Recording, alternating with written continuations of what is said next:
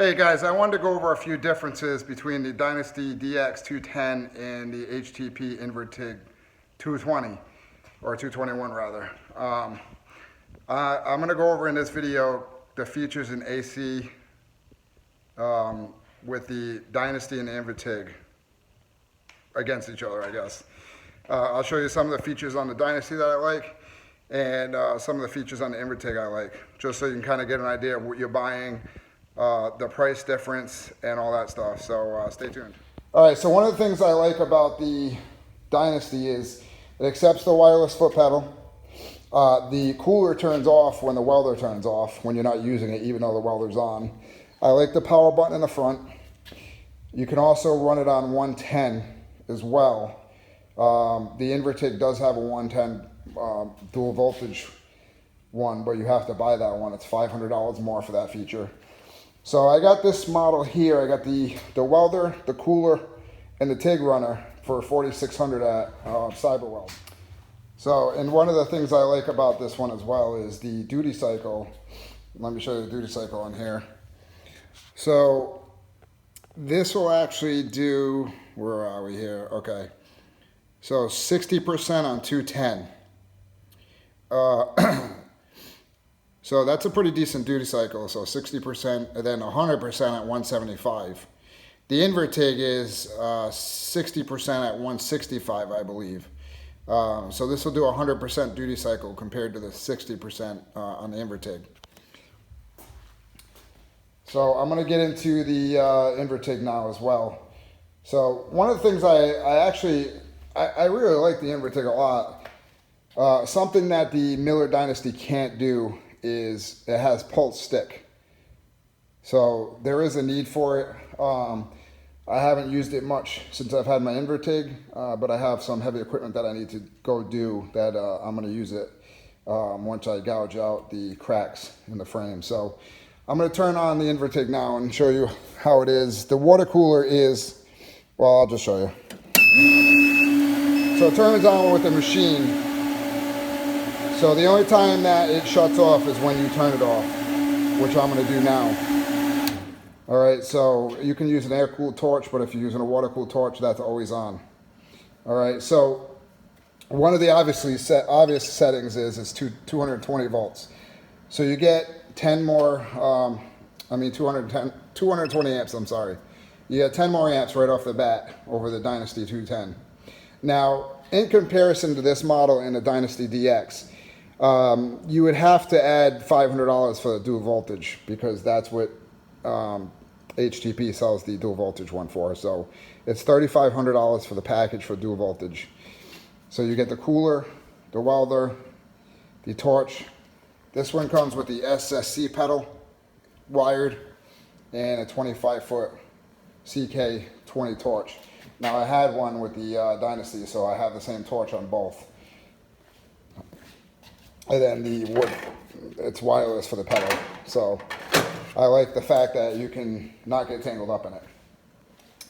So I'm going to show you the AC settings. So obviously we just went over the amps. So frequency goes from 200 all the way down to 20. All right. So let's check out the Dynasty.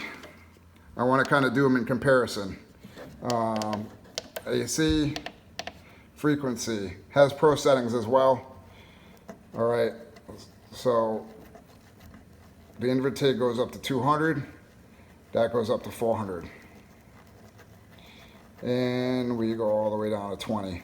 So like I said, this has pro settings as well. All right, so 200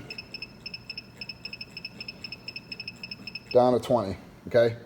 So let's check out balance here. So balance, we got 10 to 90, all right? Let's check out balance. Pro settings again, 75%. So this goes up to 99, and then down to 50, and then it has a ball option to ball your tungsten. So I leave both of them at 75. So I'll go over here, set the balance. 75 is a pretty good starting spot mostly. And then my frequency, I usually try to leave at, 125, 130. All right, so pulse is the next option I want to go over. So pulse frequency on AC, one thing I don't like is you can only go up to 10. All right, and you can go to 0.04. All right, a lot of times I leave it at 1. So, and then let's check out the Dynasty. All right, so, and the mainframe's a little bit easier to use too, as well, as you can tell. So we're passing 10, which was the limit on the Invertig.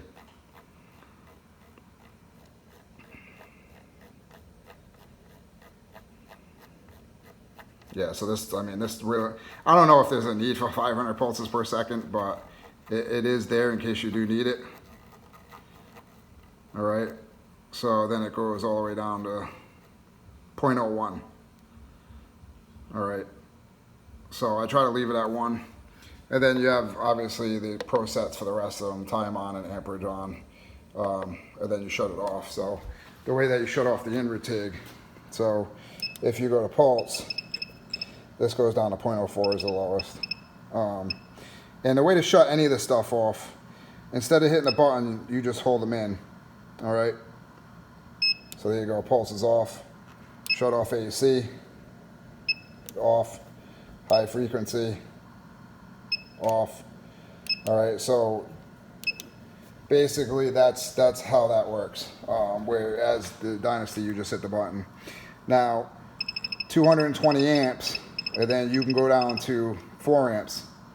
All right, and then let's check out DC.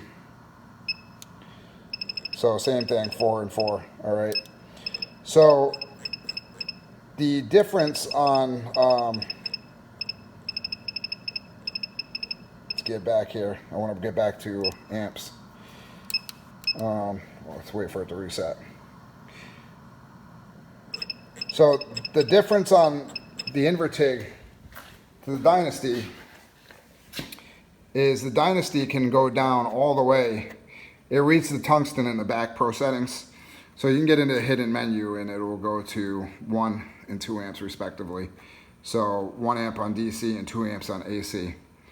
It reads the tungsten, so you'd have to have a 16th in there in order to get down.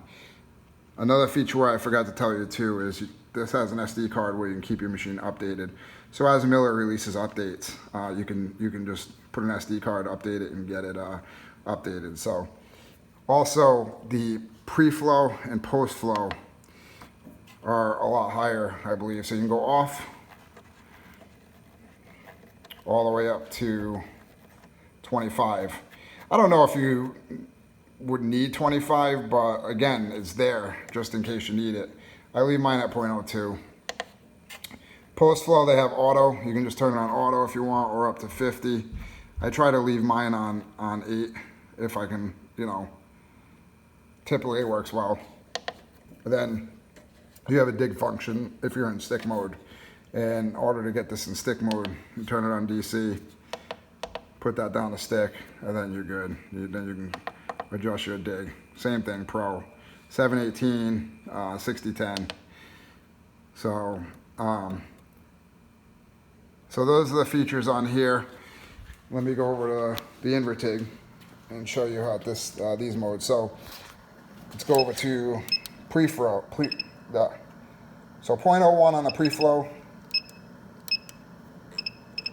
to 2, that's it. So you only get up to 2. Post flow,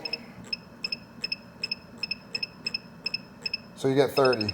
So it's 5 seconds higher. 0.01. All right. So again, I leave mine on 8. Both these machines are kind of left on the same settings mostly. Then you have your traditional downslope, upslope, all that stuff. So one thing that this does have as well, so besides the pulse stick, it also has TIG spot. So you can get perfect spot welds every time. Now, I'm going to explain one other feature too, just so you know. This has independent amperages for AC, not on the balance, but on the amperage itself. So you can spend more time in electrode positive rather than being in electrode negative, so 80-20 as opposed to, say, 50-50 that the Miller has. So if you need a little bit more penetration, you can get into your amperage for your AC. So that'll help you get a little more penetration or a little more cleaning if you need it. So those are the major differences between the two. Again, this is a $3,500 unit with the dual voltage with the same accessories, so $3,500. And then if you're looking to get this machine with the wired pedal, you're looking at around $5,000. So it's about $1,500 more for the TIG runner package, which isn't too bad considering you get the stand, which is $600 for the TIG runner itself, TIG runner cart. So if you take that out, you're getting pretty comparable. But let me tell you, there's a difference in machines. So, like I said, with the Invertig, you get independent AC amperages, you get pulse stick, there's a few features like the spot TIG that the Miller doesn't have. However, you have the wireless foot pedal, the ease of use, you get more settings to the everyday settings, I think, in my opinion, that you just don't get anywhere else. It also runs on 110, and the TIG cooler comes on as you're welding and shuts off when you're done welding. So, you got to decide whether or not the value's there to spend it on it. I wouldn't have done it, but I sold my Dynasty 200 and I upgraded for not much more money, so it was kind of a no-brainer to me. So, but I just wanted to get this information out here. I know the Invertig is pretty much a competitor to the Miller Dynasty 210DX. I think it's very underrated, the Invertig, and I think that there's a lot of value out there in this. And if somebody's looking to not spend a lot of money, this is definitely a middle of the road way to start if you're trying to get into TIG. You can go with the HP welder for $800, but to get a water-cooled unit, I spent $3,000. So I got the machine, the cooler, the pedal, the torch, all the accessories, all that stuff. So to me, it was worth it. And I had such good luck with the Pro Pulse that's why I bought the Invertig. So I'm going to use the Invertig out in the field and keep the Dynasty in the shop. So anyways, guys, thanks for watching. If you have any questions between the two, let me know and I'll be glad to answer them. That way, if you're in the market for a new TIG and you're just looking to kind of figure out and compare, I didn't see a lot of videos on the Invertig comparing exactly side by side to the Dynasty DX210. So anyways, guys, thanks for watching. I appreciate it.